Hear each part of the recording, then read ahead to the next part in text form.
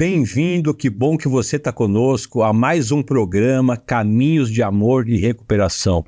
O nosso programa tem como objetivo mostrar o encontro de pessoas que passaram por dificuldades, passaram por sofrimento. Todos nós acabamos passando, né, por esses momentos na nossa vida, mas foram pessoas que tiveram encontros reais com Deus e a partir desse amor de Deus na vida delas, elas se transformaram. Hoje a gente recebe uma mulher muito especial, uma guerreira, né, uma mãe de dependente químico, hoje uma assistente social que ajuda muitas pessoas. A Jane está conosco, então espera um pouquinho que eu tenho certeza que a história dela vai te ajudar muito. Daqui a pouco a gente volta.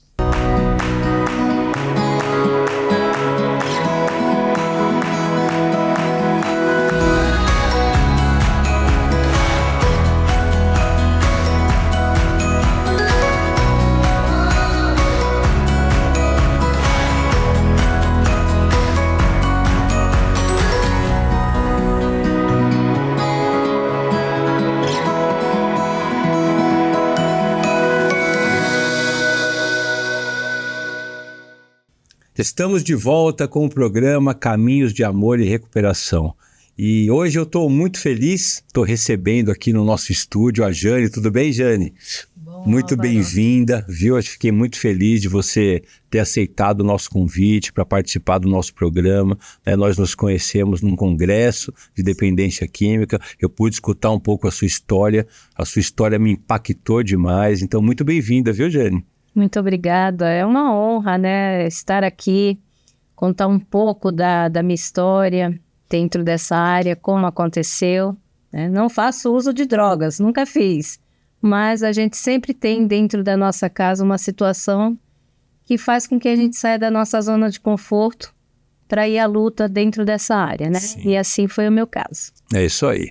Pessoal, a Jane, como eu disse na abertura do nosso programa, a Jane é uma mulher, uma mãe, né, uma guerreira, uma assistente social, mãe de um dependente químico, né? A Jane passou por um processo também de um câncer, né, no intestino, no estômago. Então é uma mulher que superou muita dificuldade e vai trazer um pouco agora pra gente dessa história, né? Primeiro, Jane, mãe de um dependente químico, né? A gente estava batendo um papo aqui agora, né, Jane, antes, né, de começar a gravação, né? A gente vai descontraindo um pouquinho, tirando a nossa atenção, todo mundo fica um pouco nervoso, ansioso. Verdade. E a gente conversou um pouquinho, né? Eu estava falando para você o quanto é importante hoje, né? Eu estou nesse ambiente de tratamento, né, numa clínica já há 9 anos, e quanto a figura da mãe é importante para nós, que somos uma equipe multidisciplinar, tratar o dependente químico, né? Porque a mãe é aquela que acredita, é a mãe que não desiste nunca,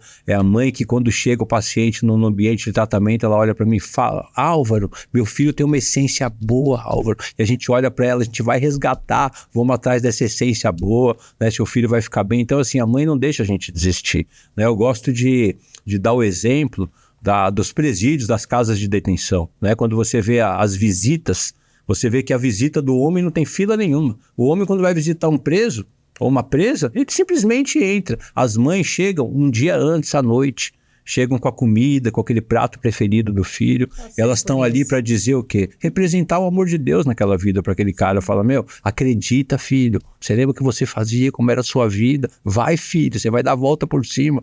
Então as mães, elas abrem mão muitas vezes da própria felicidade, da própria vida pessoal dela, em pró do amor do filho. Esse amor incondicional é lindo, né? O amor de mãe, para mim, é o que mais se aproxima, assim, dessa grandeza do amor de Deus. E conta pra gente como foi, Jane, essa história, e quando seu filho começou a usar, quando você percebeu? Porque as mães que estão nos assistindo agora, né, muitas vezes tem em casa um filho que começa a usar, e ela não sabe que sintoma. Como eu sei que meu filho começou a usar maconha, né? A maconha que muitos acham que é inocente, a Jane vai trazer agora o que a maconha ocasionou na vida do seu filho. Como tudo isso começou, Jane? Conta aí pra gente. Bom, Álvaro, meu filho, ele tinha aproximadamente, na época, 17 para 18 anos.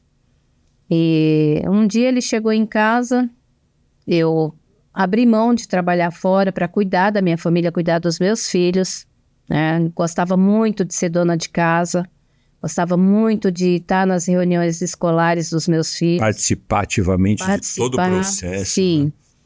E aí a gente optou para que eu ficasse em casa e meu marido trabalhasse. E um dia, meu filho chegou em casa e se sentou no corredor da minha casa e começou a rabiscar na barriga. Levantou a blusa e começou a escrever na barriga.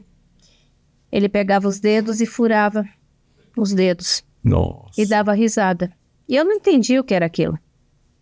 Eu não conhecia droga, nunca, na minha família a gente não teve nenhum caso de pessoas com uso. E aí uma pessoa chegou até a minha casa e falou, olha, o seu filho tá fumando maconha. E eu fui conversar com ele falou, mamãe, a senhora sabe que eu tenho muita dor de cabeça. E o meu amigo, que eram amigos de infância, amigos que faziam festinhas, iam para os buffets, eles trabalhavam como garçom freelancers, né? Eles andavam juntos ali, né? E um desses amigos falou para ele que ele reclamou de dor de cabeça e um desses amigos falou para ele fumar maconha, que ele iria brisar. Uhum. É o termo que é usado. E ele não iria sentir mais essa dor. E foi onde ele começou a fazer o uso da maconha. Para aliviar essa dor que incomodava ele. Sim, a dor de cabeça. Eu não sei quanto tempo, eu sei que eu comecei a perceber essas atitudes diferentes dele dentro de casa. Até então ele tinha uma vida social, ele tinha, na época era o jovem cidadão do município onde a gente morava, ele fazia um trabalho nas escolas, né, ele estudava. Quer dizer, um jovem que tinha sonhos, um jovem que tinha ideais, né? Que estava num caminho, né? Com seu apoio ali presente como mãe. E aí começa esse uso de maconha, começa a mudar o comportamento dele, né? Eu falei, e agora?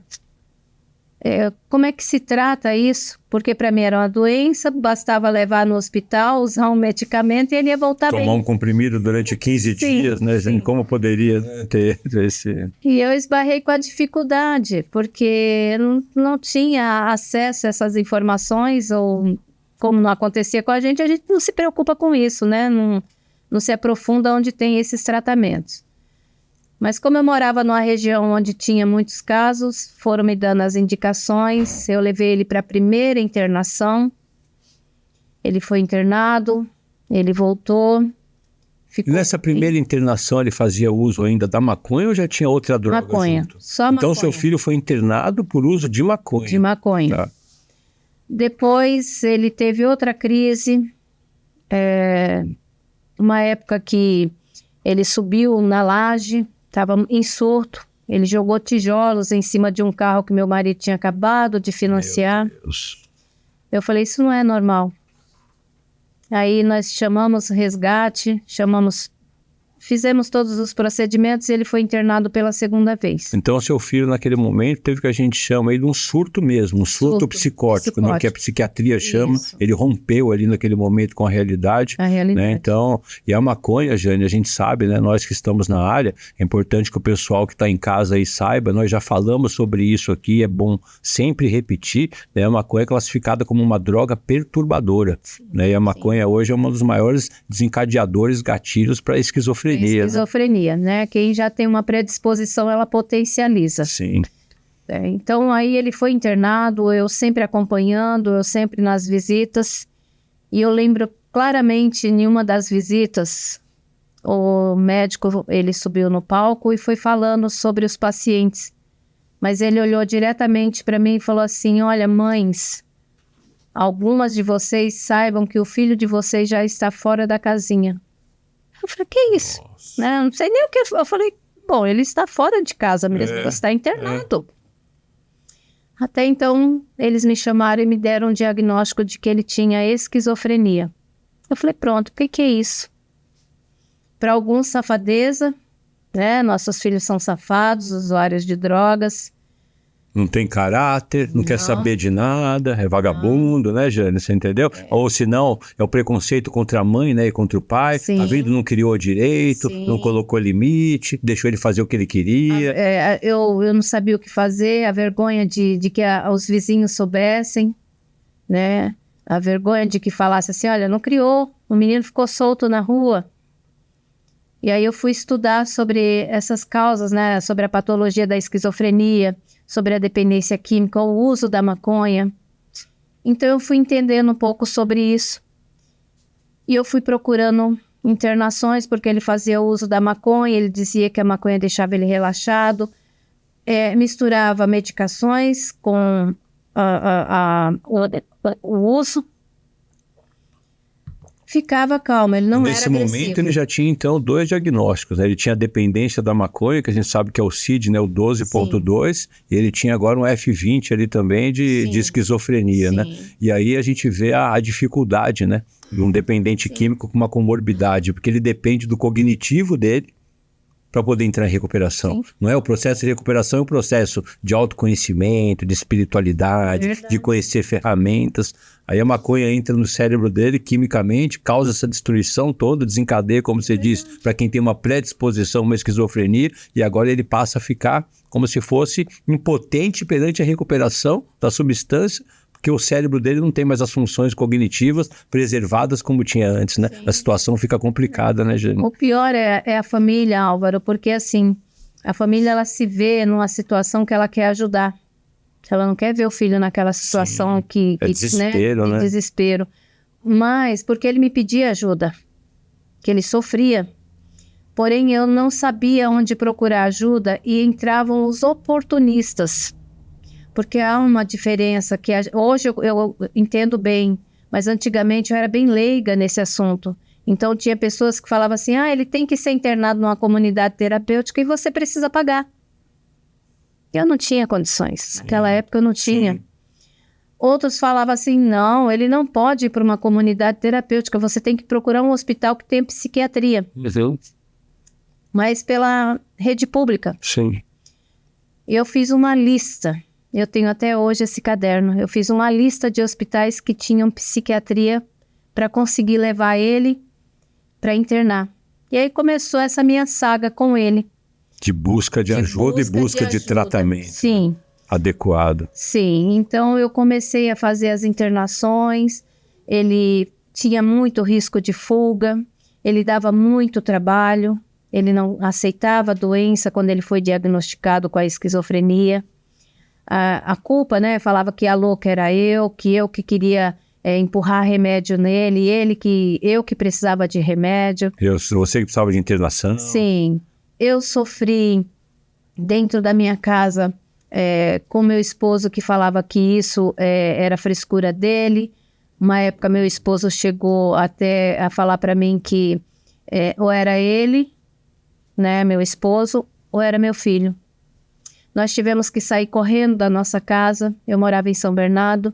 Ele começou a destruir a casa. Meu Deus. Nós arrumamos nossas coisas tudo em sacos de lixo, colocamos no carro e fomos embora para o município de Cotia. Você e o seu filho? Eu, meu marido e minha família. E largamos meu filho lá em São Bernardo. Deixaram ele lá. Porque até ele começou a ficar agressivo, sim, né? A gente achava assim que... Eu não entendia essa doença. Esse comportamento já era da esquizofrenia, né? Os surtos, né? Achando que estava sendo perseguido. Sim, e usando maconha junto. Usava. E ele delirava com as coisas e olhava para mim com raiva, né? Porque a mãe que pega na mão e leva, então é aquela que... É a pessoa que acaba levando toda a culpa. Entendi. Eu era culpada, eu que queria internar ele. E ali a situação então ficou difícil, né? Vocês saíram para outro lugar. Sim. E deixaram ele lá no município. O Jefferson, isso. Né? O Jefferson, né? Jefferson. Deixaram o Jefferson lá sozinho, né? E a partir daí, acho que a doença dele começou a progredir mais. Sim. Ele começou a ter acesso a outras substâncias, não é isso, Jane? Sim. Mais pesadas. Então vamos esperar um pouquinho, pessoal. Vamos fazer um pequeno intervalo agora. Vocês vão conhecer um pouquinho aí dos nossos... né, patrocinadores institucionais, como de Trata, Hélimos, e a gente volta daqui a pouco para a Jane continuar contando para a gente aí a saga dela. Até já!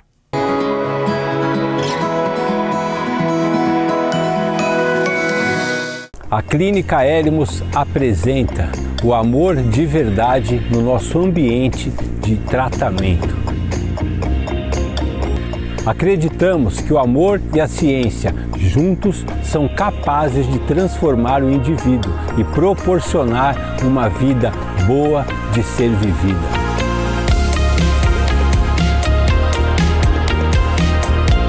Nossa equipe multidisciplinar, psiquiatras, psicólogos, enfermeiras, conselheiros, além dos atendimentos individuais com nossa equipe e das palestras em grupo, fazemos atividades terapêuticas diferenciadas, experimentando novas sensações. E não poderia faltar o carinho da nossa equipe de apoio, profissionais especializados em todas as áreas da clínica. Hoje, somos referência no tratamento da dependência química em nosso país. Acreditamos na recuperação. Veja só onde a recuperação pode te levar.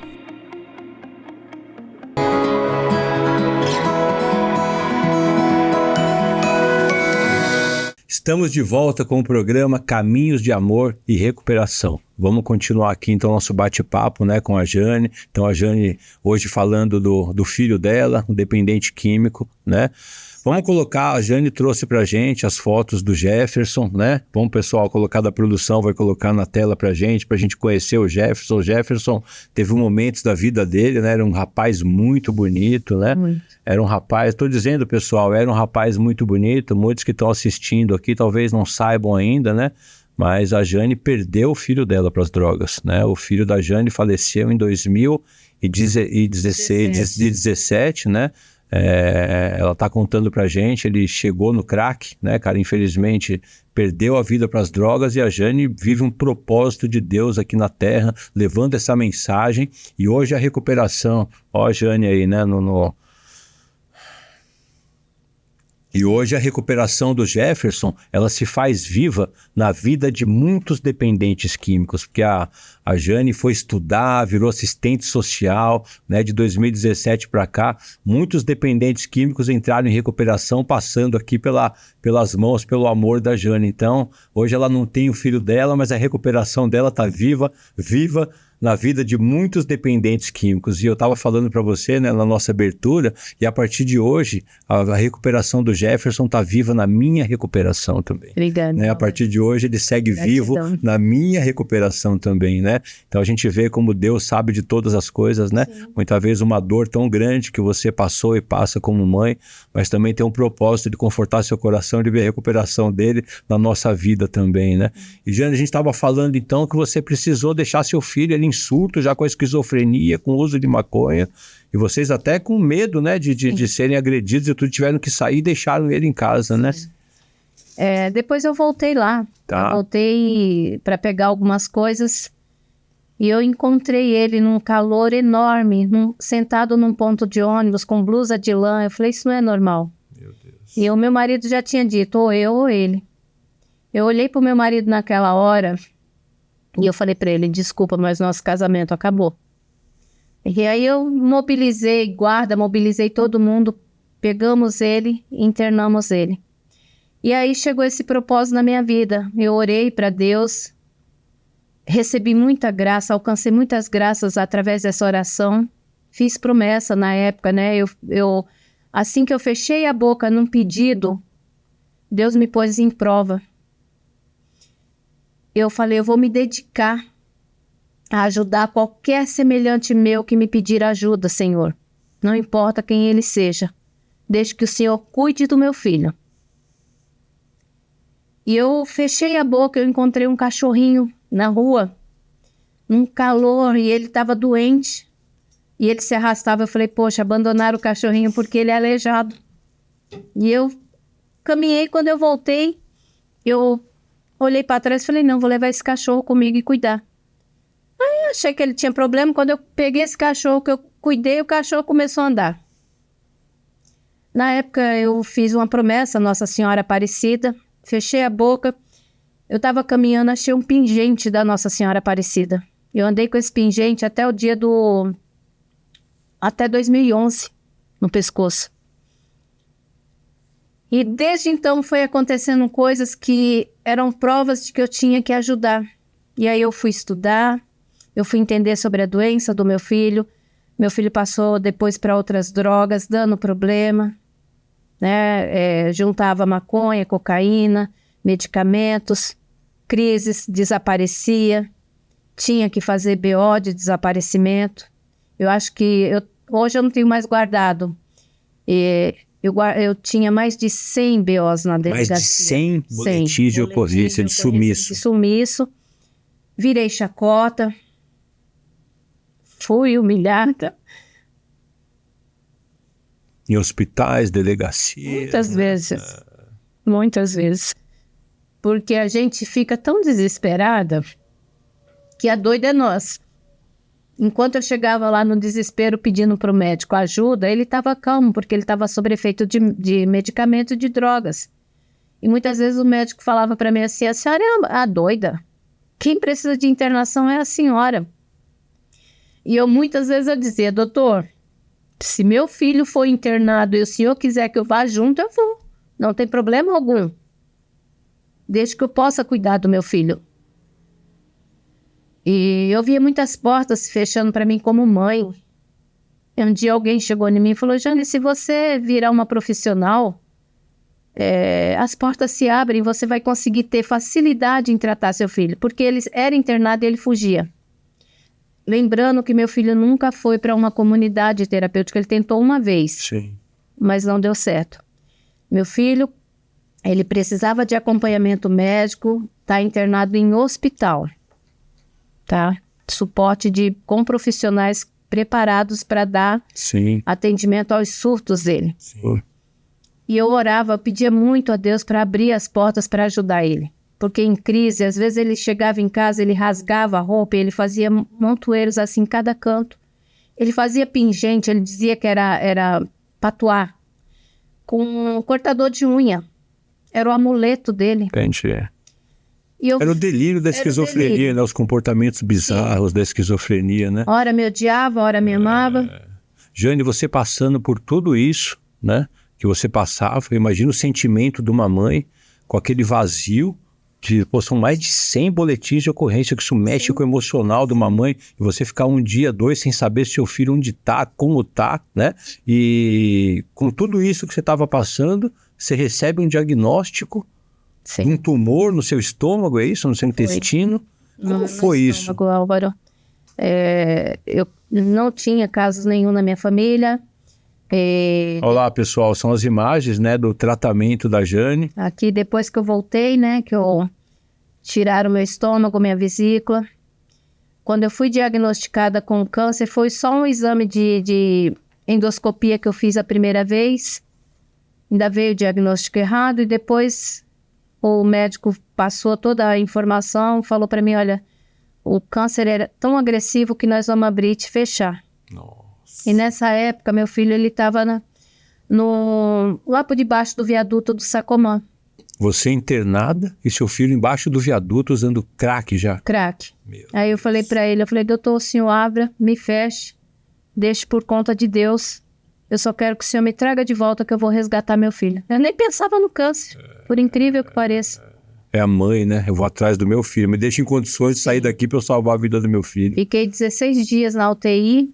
Quando o médico me deu alta, eu estava com drenos ainda. Eu saí, eu não caminhava direito, fui até lá debaixo daquele buraco, que eles formam um buraco ali no viaduto. Sim. Não me permitiram entrar, o cara veio me ameaçar e falou, você quer morrer? Eu falei, filho, eu acabei de sair da morte, ninguém vai me segurar. Eu só quero tirar meu filho daí. E eu lembro que o cara chorou, falou assim, pô, eu queria que minha mãe fizesse isso comigo. Não entra não que eu vou lá buscar o moleque. Aí trouxe meu filho, e aí surgiu um programa do governo que era alternativa, era a esperança das mães. E eu peguei meu filho, me arrastei até lá. Levei ele até lá, então tinha mídias, tava a imprensa, né? Eu falei, é daqui. Que programa esse era o recomeço? Era o do governo do Estado, Geraldo Alckmin na época, né? Em 2013. Eu falei, vai ser daqui que eu vou salvar a vida do meu filho todos os dias. E aí começou, ele deu entrevista, eu dei entrevista. E a minha preocupação era internar. E na época estava modificando tudo, meu filho fugiu e eu não fui notificada. Quando eu cheguei lá, né, para visitar ele, que eles me garantiram que ele ia ficar lá, que ia ser uma internação involuntária pelas condições dele, eu deixei claro que ele era risco de fuga. Aquilo eu entrei em desespero, eu falei, gente, a gente veio de um lugar que não tem Cracolândia, agora eu perdi meu filho.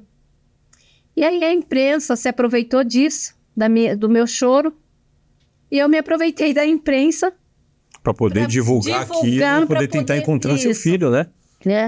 E aí começou essa minha trajetória. Pessoas acreditaram que eu era capaz. Sim. Eu participei, fui fazer a busca do meu filho, andei ali no miolo da Cracolândia, me espantei, chorei, falei, acabou, perdi meu filho. Mas o esquizofrênico, ele não anda muito com pessoas, ele anda sozinho. E meu filho sempre fazia uma peregrinação. Ele fugia, fazia as caminhadas dele, mas voltava sempre no lugar onde a gente morou. Entendi. Então eu esperava ele aparecer para internar. E aí, para abafar um pouco essa situação, logo que ele apareceu, ele foi internado. Depois vieram os convites para eu contar da minha dor. Sim. Eu cheguei na época no governador, falei para ele, no meu município não dá suporte. E ele olhou para mim, ele estava falando com o jornalista e falou, mãe, não desiste nunca. Guardo isso comigo. E graças a eles acreditarem no meu potencial e na dor que eu estava sentindo naquele momento, eu me vi no direito de aprender e de melhorar cada vez mais para ajudar ele, não era para mim. Sim. Eu achava assim que fazendo marketing, Sim. eu aparecendo, eu conseguia vaga. Era meu interesse. Mas tinha um outro propósito por trás que nem você estava percebendo. Sim, agradeço a muitas pessoas, Álvaro, porque disso eu fiz algumas temáticas, dava muita audiência, porque muitas mães começaram a se identificar. A gente tem um problema que é mostrar para outras mães ou falar para outros que teu filho está em uso. E eu resolvi escancarar para o mundo, né? Para o Brasil, que eu estava passando por isso. Eu lembro que essa entrevista que você deu, não sei se foi na Bandeirantes na época, né? Você deu uma entrevista que teve uma repercussão muito grande, né? Sim. Porque outras tantas mães que estavam passando por aquilo, né? Se identificaram, né? Naquele momento, né? Começaram a ter esperança através da sua vida, né? Sim. Como você estava levantando a bandeira ali para as mães, para os dependentes químicos, né? Vamos atrás de um tratamento que a gente tem direito, vamos salvar nossos filhos, é uma doença, né? Não é uma falta de vergonha na cara, né? E aí, Jane, depois você me contou de uma internação que foi um momento mais difícil, né, da sua vida, né? E até antes de começar o programa eu perguntei para você, né, Jane, porque eu fico também aqui um pouco constrangido de tocar nesse assunto, né? Mas você falou, Álvaro, vamos em frente, né?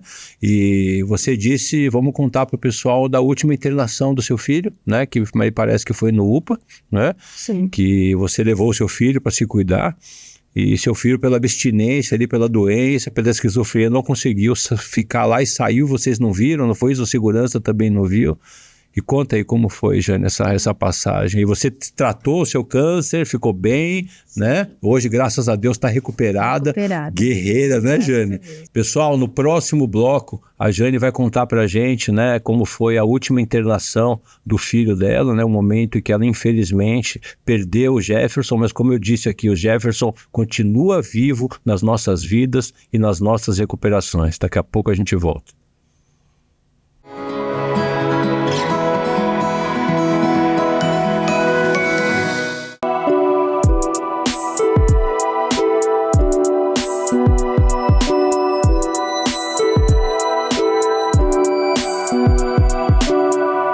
Quando você acessa o site Como Onde Trata, na busca de locais da onde, né, poder internar, da onde poder decidir o melhor tratamento e o local mais adequado, entrando em buscar locais, do lado direito você vai encontrar filtro inteligente.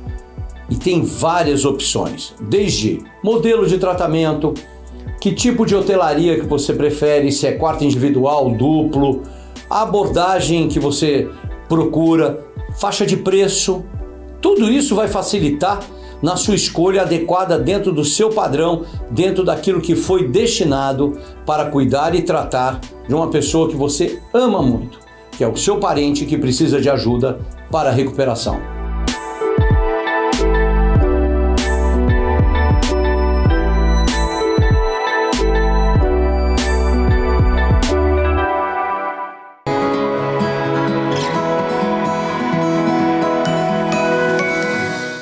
Estamos de volta com o programa Caminhos de Amor e Recuperação. Vamos dar continuidade aqui, né, a nossa entrevista.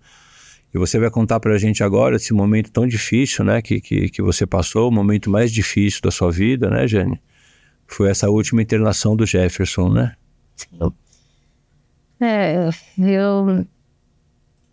Eu digo assim, ele veio para casa de uma internação longa. Ele já era interditado, deixando bem claro, eu fiz todo o procedimento legal para resguardar a vida do meu filho. É o medo de toda mãe. Sim. Eu procurei todas essas informações para ajudá-lo. A justiça, tá? Né? Ele sempre ia numa internação involuntária. Inclusive, eu fui a primeira mãe que recebeu as internações involuntárias e foi feita matéria em 2019 comigo, referente a isso. Porque há muita diferença, né, das internações que eu também desconhecia. Sim. E conforme eu fui aprendendo com o serviço social, eu fui ficando mais experiente dentro dessa área também. Meu filho deu entrada na UPA com problemas respiratórios. E como ele era risco de fuga e como era uma internação involuntária, nós tínhamos que ficar acompanhando. Ele fugiu, tá? Passou pelo segurança, eu estava de costas, eu não vi. E uma semana antes estava dando, parecia assim, sinais de que ele ia partir. Mas coisa que a gente acha que ele está em crise, né? E meu filho, antes de vir a óbito, meu filho ajudou uma moça que até um tempo atrás eu dei continuidade nessa ajuda aos filhos dessa moça. Meu filho levou uma vela, porque ela não tinha luz, e levou uma cartela de ovo na casa dela para ela se alimentar. Coisa linda. Era usuária também. E ela, com medo, ela falou, olha, sai daqui porque você está tossindo muito e eu não quero que a polícia bata aqui. E aí meu filho foi para um lado onde tem até hoje um pontilhão lá na Raposa, onde os usuários fazem uso. Meu filho conseguiu um dinheiro, comprou 5 bombinhas de sabutamol. Aquela bombinha que usa com Sim, falta de ar. Ele já usava, né? Teve uma época que ele usou. E aí ele desceu lá para debaixo dessa ponte e tentou usar a pedra. E aí prendeu a respiração dele, ele ficou roxo, tentaram chamar a polícia, ambulância, mas era mais um morador, usuário. E o descaso foi muito grande pela demora de aparecer, que não chegou nenhum SAMU. Então um outro usuário tentou dar o atendimento a ele, um rapaz do posto de gasolina colocou ele no carro para socorrer e meu filho veio a óbito. Mas até então a gente achava que ele estava desaparecido. Era mais um boletim de ocorrência que eu tinha que fazer, né? E aí passou sábado, passou domingo, ele fugiu no sábado e no domingo era um dia 13, Dia das Mães. Eu não vou esquecer. E a gente fez um almoço, eu falei, Jefferson não iria ficar sem vir para cá e falar, mamãe, voltei. Quando vai ser seu aniversário? Quando nós vamos fazer aquela festinha? E ele não apareceu. Aí na segunda-feira eu rodei o município, não encontrei nada e fiz o boletim de ocorrência à noite. Quando foi na terça-feira eu estava na Câmara lá dos deputados, dos vereadores, né, que eu ia dar uma palestra para o CAPS. Sim. Sobre a dor, né, de viver uma situação dessa com meu filho. E aí me chamaram, aí falaram para mim, olha, seu filho apareceu, parece que é uma pessoa assim, idêntica ao seu filho lá no IML. Eu brinquei, falei, que isso? Jefferson era ligeiro, imagina que o Jefferson no IML. Eu vou lá, mas só por ir. E aí, quando eu entrei, que a pessoa perguntou o meu nome, ele olhou já para mim com a cara de dó, eu falei, meu Deus, não permita que seja meu filho.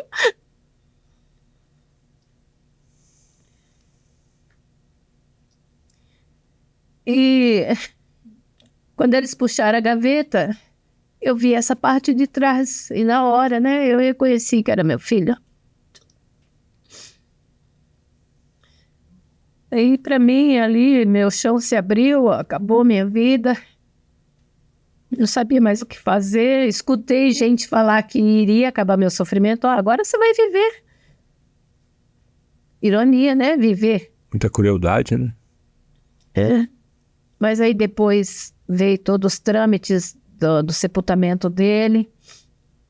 E agradeço a alguns amigos que logo em seguida me fizeram o convite. Muitas mães falaram, olha, você perdeu seu filho, mas por favor, cuida do meu. Não para de lutar. Não para, porque quando meu filho... Você já era uma bandeira naquela época? Já, porque quando ele estava em crise, eu acionava as redes sociais, tinha gente que queria legalizar a liberação das drogas, eu dizia, ele está aqui em crise, faço um convite a vocês, fiquem com ele uma semana sem ter dinheiro para levar ele para a internação e depois vocês me digam se vocês vão aprovar essa lei.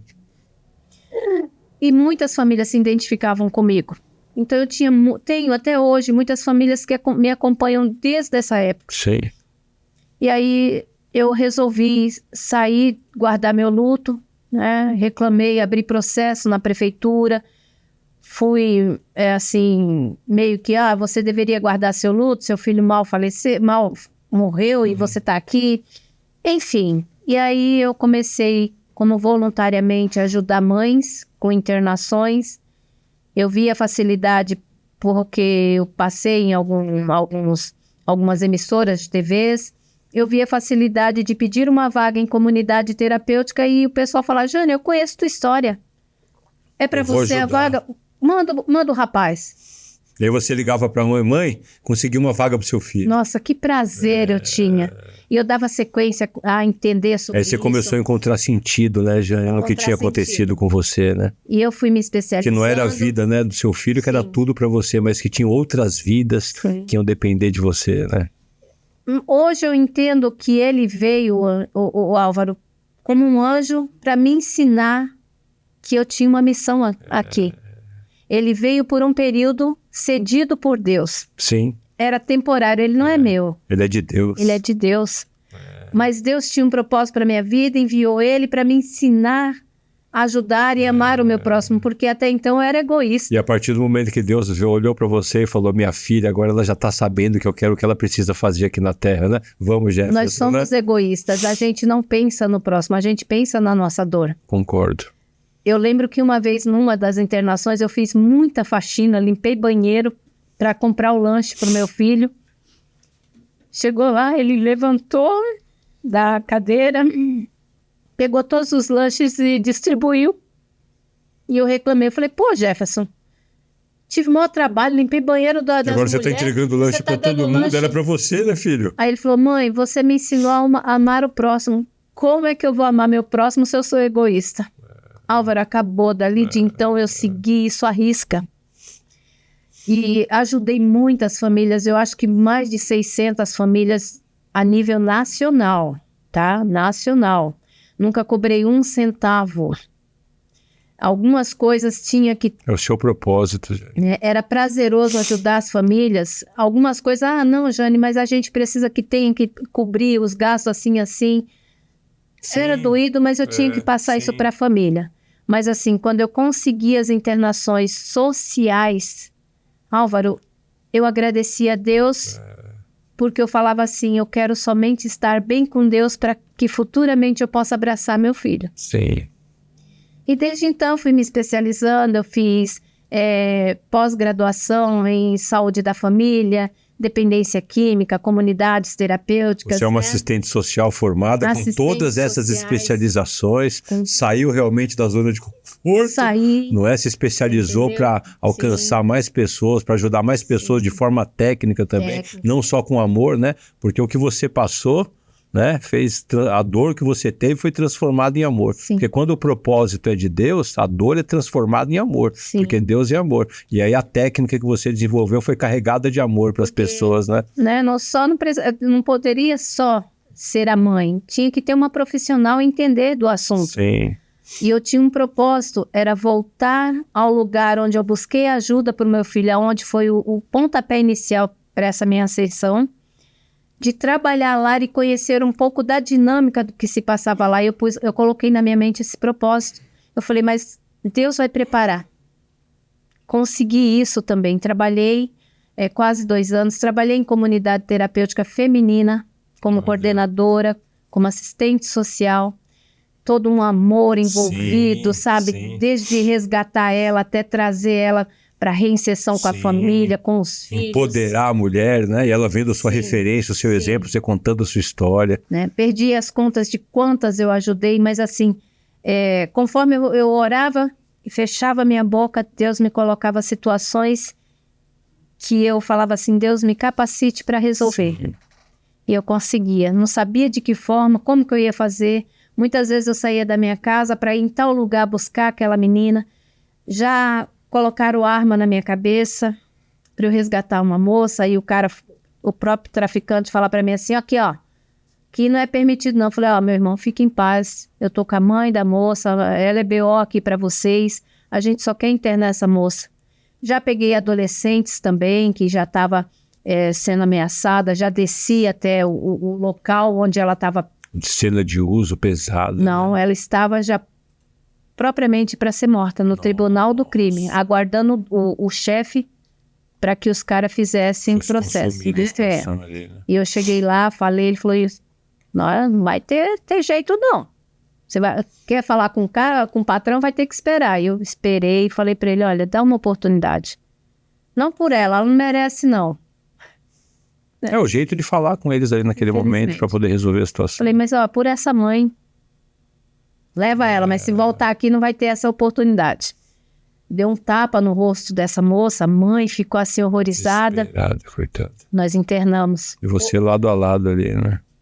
Hoje eu não faço mais isso, né? Hoje meu trabalho já modificou, mas eu continuo ajudando. Muitas famílias ainda me pedem essa ajuda, orientações, e eu digo assim, a gente precisa estar bem. Eu também digo que se não fosse um grupo que eu frequentei, né, eu não poderia estar hoje bem como eu estou. Qual foi o grupo que você frequentou? O Amor Exigente. Nada muda se eu não mudar. Isso aí. E eu precisava mudar. Tão importante, o Amor Exigente. Isso fez bem porque, olha, assim, a saudade é muito grande. A gente tem esses lapsos de tristeza, a gente chora porque era um filho. Saiu de dentro da gente, foi gerado, a gente queria, era amor, né? Filho é um amor dado por Deus. E perder é muito triste, pode se passar anos, e quando você toca no assunto, não tem como não chorar. Sim. Mas eu digo assim, tudo que eu fui fazendo ao longo da minha vida, sempre foi em prol de ajudar outras mães, que elas têm que entender que elas precisam estar bem para poder ajudar o filho. É isso aí. Se elas não ficarem bem, qual é a condição que ela vai ter? Ele mesmo vai falar assim, a senhora não consegue nem se ajudar, vai querer me ajudar? E meu filho via isso em mim. De mais de 30 internações, ele encontrou 30 mães diferentes, ele nunca encontrou a mesma mãe. Você então, foi evoluindo, mudando em cada internação e se cuidando, né? Jane, ali está a foto do nosso lindo Jefferson, né? E hoje, a gente viu lágrimas também saindo do seu olho, pela dor que você talvez vá sentir a sua vida toda, né? Você vai chorar pela perda do seu filho, porque não tem como, né? Uma mãe, uma ser humano que sente as coisas, mas ao mesmo tempo que você chora pela morte do seu filho, você também sorri pela vida de tantos filhos, de tantas mães que você fez parte aí na recuperação, né? Então eu queria que agora, para a gente encerrar o nosso programa, eu queria te agradecer, né, pela confiança, né, de falar isso para a gente. Isso está sendo muito importante para quem está escutando a gente. Eu queria que você deixasse uma mensagem olhando naquela câmera ali, para as mães que estão te vendo, né, para que elas não desistam, para que elas continuem procurando ajuda. E fala para elas, né, que eu tenho certeza que você está à disposição aí, caso alguém queira falar com você, pedir um conselho, uma ajuda, eu sei que o seu propósito é esse, deixa uma mensagem para elas aí. Primeiramente, não desistir, né? Acreditar que eles são capazes sim, não facilitar a vida deles, dar o direcionamento para que eles próprios busquem ajuda, tá? Mas eu digo assim, para vocês mães, primeiro, cuidem de vocês. Cuidem da saúde mental de vocês, estudem sobre o assunto. Não tirem nada como humilhação, tirem como aprendizado, assim como eu. Uma vez um médico que me humilhou, hoje ele é meu amigo. Por quê? Porque ele disse que eu era insistente, tá? É direito garantido em lei, a saúde. para os nossos familiares, seja lá quem ele seja, desde que você acredite que ele vai ser capaz. Ele mesmo, a maioria dos nossos dependentes químicos só não desistiram de se tratar porque por trás disso, ou do lado, por trás não, do lado, tem uma mãe que acredita nessa recuperação. Então, continuem, tá? Continuem, evoluam sempre. Se capacitem dentro dessa área para conhecer a doença do filho de vocês. É isso aí, Joane. Obrigado, viu, minha querida? Muito obrigado pela confiança. Obrigado por você dividir a sua história conosco e que Deus te abençoe grandemente. Tá bom, minha querida? Muito obrigada. Muito obrigado por mais um programa, Caminhos de Amor e Recuperação. Agradeço a companhia de vocês até agora e queria deixar um último recado aqui, né, para os nossos profissionais da saúde em todo o país, onde essa mensagem chegar. Quando você receber um dependente químico num pronto atendimento, no UPA, no AME, em qualquer lugar que preste um serviço de saúde, quem está chegando ali não é um vagabundo, não é um mau caráter, é uma pessoa que tem uma doença, como uma diabetes, como um câncer, qualquer outra doença. Então, trate o ser humano, né? Não seja preconceituoso, acolha as mães, porque a pessoa que chega ali já está sofrendo muito. Obrigado pela companhia de vocês, Deus abençoe e até o próximo programa.